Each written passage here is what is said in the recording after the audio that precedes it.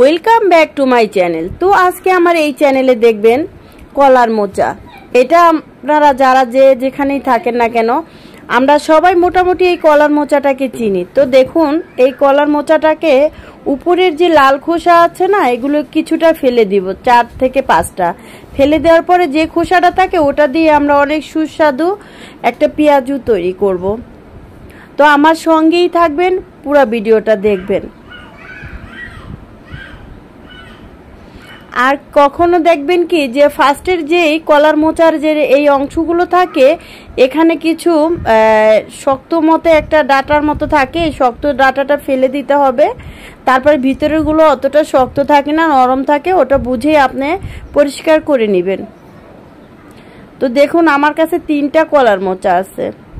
আমাদের তো খুবই পছন্দের এই কলার মোচা। তো এটার মধ্যে আমি যা যা দিব আর কি, মসুরের ডাল ভিজিয়ে রেখেছিলাম, সেটা কাঁচামরিচ, মসুরের ডাল আর রসুন, এই 3টি উপকরণ আমি একসাথে করে ভালো করে বেটে নেব।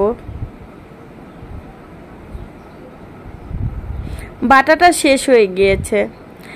এখন আমি কলার মোচাগুলোকে কুচি কুচি করে কেটে ধুয়ে পরিষ্কার করে নিয়েছি। এখন লবণ হলুদ দিয়ে দিলাম, জিরার পরিমাণটা একটু বেশি দিতে হবে। এখন ভালো করে কষলে নেব।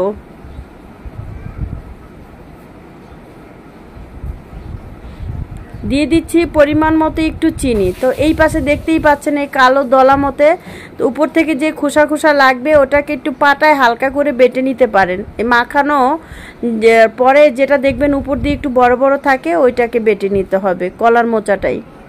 এরপরে আমি আমার সে ডাল, কাঁচামরিচ আর রসুন বাটাটাকে দিয়ে সুন্দর করে মাখিয়ে নিলাম। এরপর দিয়ে দেব আমি 2টো ডিম।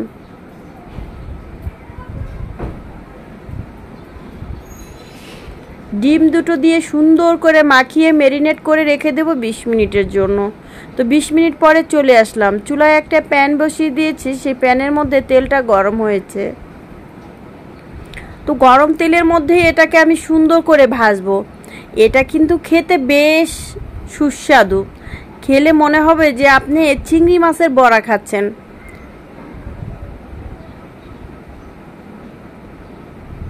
আমি ছোটবেলা থেকে রান্নাবান্না একটু পছন্দ করি, তো বিভিন্ন কাজে ব্যস্ত থাকার কারণে আপনাদের সাথে সুন্দর সুন্দর ভিডিওগুলো আমি শেয়ার করতে পারি না। দৈনন্দিন লাইফে যা খাই সেটাই শেয়ার করি, এর বাইরে কিছু করতে পারি না।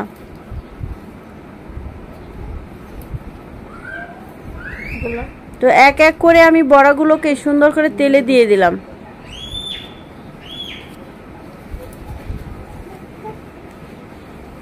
এখন আলতো হাতে একটু উল্টে পাল্টে নেব।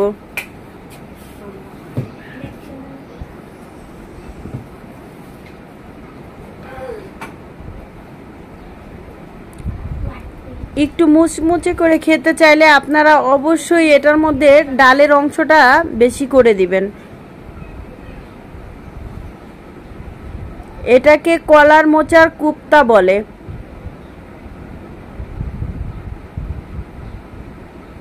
অনেকেই ভাবতে পারেন কোপ্তা তো হয় শুধু মাংস দিয়ে, এটা ওই রকমই ফ্লেভার আসে, ওই রকমই লাগে, চিংড়ির কোপ্তার মতো লাগে কলার মোচাটা।